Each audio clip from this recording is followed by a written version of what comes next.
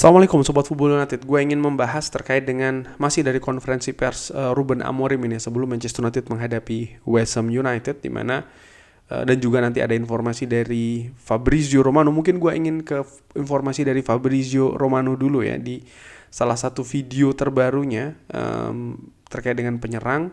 Secara khusus ini adalah Benjamin Sesko. Fabrizio Romano mengatakan saat ini Benjamin Sesko masih belum ada tawaran secara resmi, belum ada negosiasi resmi dengan Manchester United. Manchester United telah melakukan diskusi terkait dengan Benjamin Sesko secara internal dan Fabrizio Romano mengkonfirmasi hal tersebut ya. Dia sudah mengatakan hal tersebut beberapa hari sebelumnya dan dia sudah mengkonfirmasi juga informasi tersebut. Jadi memang Benjamin Sesko ini namanya didiskusikan, namanya ada dalam pertimbangan Manchester United ya, dari nama-nama penyerang yang akan dikejar oleh Manchester United, di mana disebutkan inilah target selanjutnya untuk didatangkan, posisi selanjutnya untuk didatangkan di Manchester United setelah sebelumnya klub ini mengamankan Bryan Mbeumo dan juga Matheus Cunha. Benjamin Sesko sendiri sebelumnya memang dikaitkan dengan klub Premier League Arsenal, tapi namanya semakin meredup dan bahkan Arsenal akhirnya berhasil menghirwigokan Victor Gyökeres. Nah, dengan gagalnya Benjamin Sesko ke London, Manchester United kembali dikaitkan dengan Benjamin Sesko, di mana Benjamin Sesko ini juga diinformasikan sebelumnya sudah secara lama diamati oleh Manchester United. Oke, gue akan ke informasi selanjutnya dari Fabrizio Romano yang masih di konten yang sama. Dia mengatakan ya, ini telah terjadi diskusi secara internal dengan beberapa striker didiskusikan ya di Manchester United. Jadi ada Benjamin Sesko, ada Nico Jackson, ada Oli Watkins dan juga beberapa nama lain. Dusan Vlahovic ini sempat ditawarkan ke Manchester United dan juga beberapa striker lainnya. Jadi memang ini sangat-sangat dinamis, sangat-sangat rame banget ya.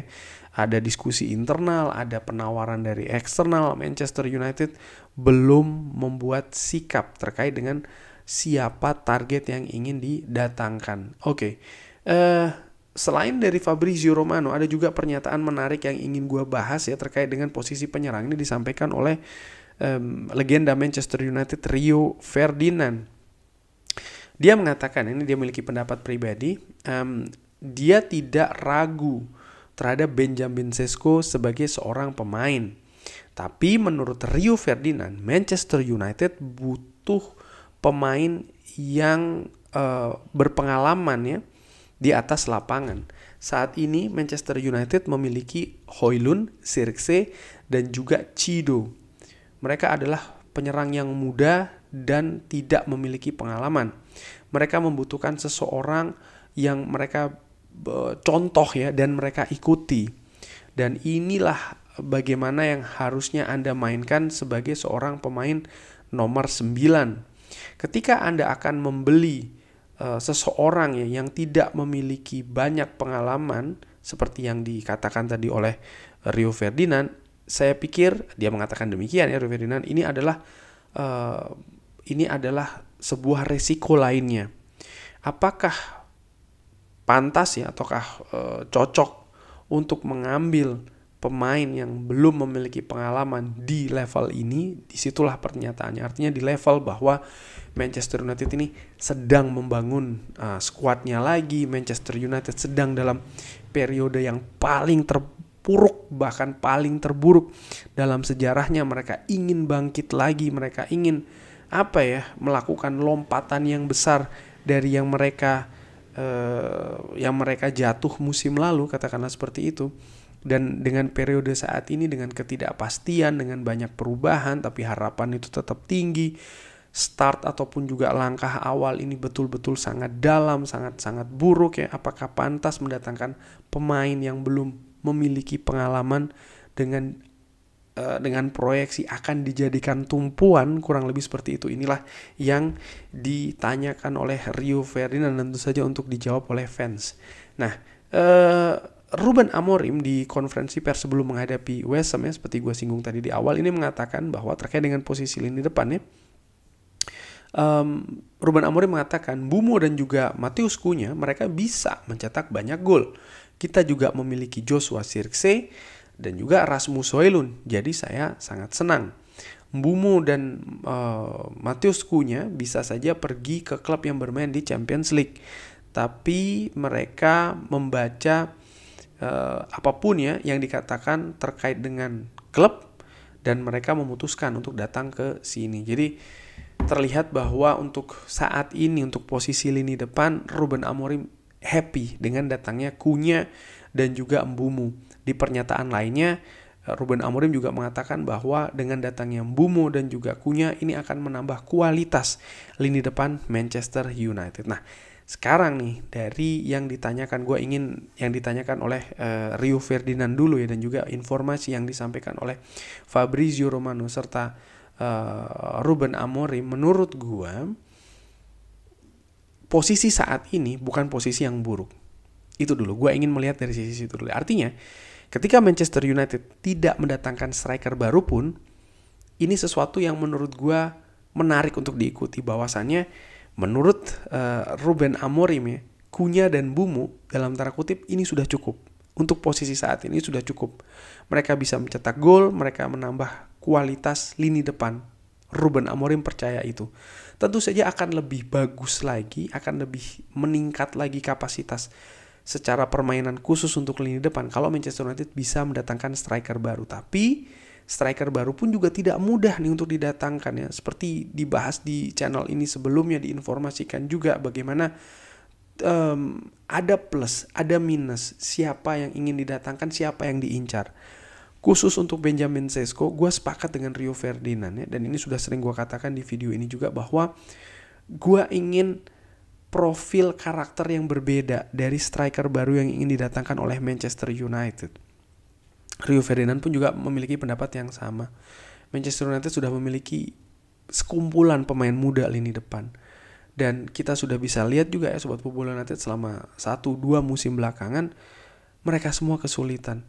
Mereka padahal sebelum datang ke Manchester United, mereka memiliki resume, mereka memiliki rekam jejak, mereka memiliki karir walaupun mereka masih muda ya, yang cenderung positif. Tidak main-main, mereka semua memiliki background masing-masing. Bahkan mereka pun juga diincar oleh klub-klub yang juga besar. Artinya mereka memiliki potensi yang tinggi dan ini juga dideteksi oleh klub-klub lain. Namun ketika di Manchester United situasinya berbeda.